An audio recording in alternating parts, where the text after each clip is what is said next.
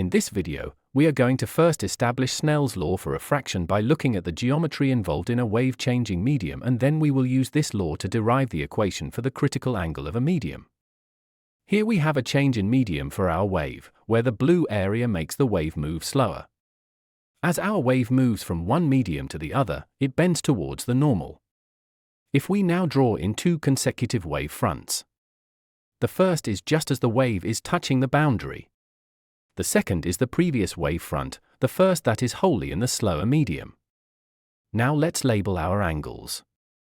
The angle from the normal line and the incident ray, this is the same as the angle between the wavefront and the medium.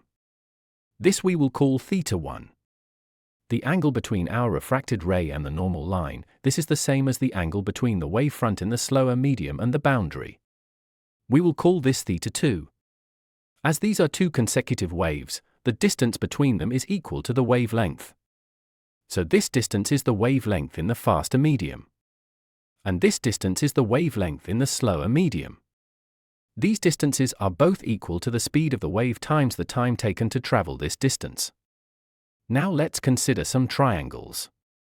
We have the yellow triangle formed by our wavefront in the faster medium and the medium boundary.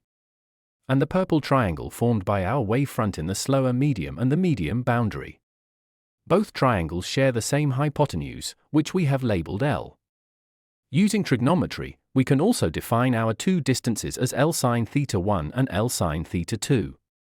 The refractive index of a medium is defined as the ratio of the speed outside and inside the medium. Next we can substitute in our distances for the values of c1 and c2. From here we rearrange to make sin θ1 the subject and we get Snell's law.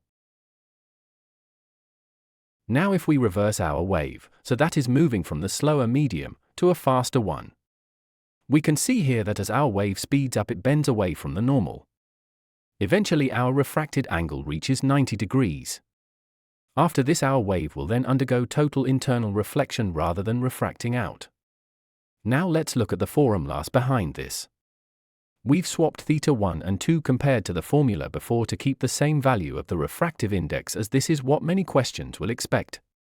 When we reach the critical angle, θc, the refracted angle becomes 90 degrees. And sine of 90 is 1. Now we can rearrange to get θc. So the critical angle of a material is equal to inverse sine of 1 over the refractive index. This means that materials with a higher refractive index have a lower critical angle.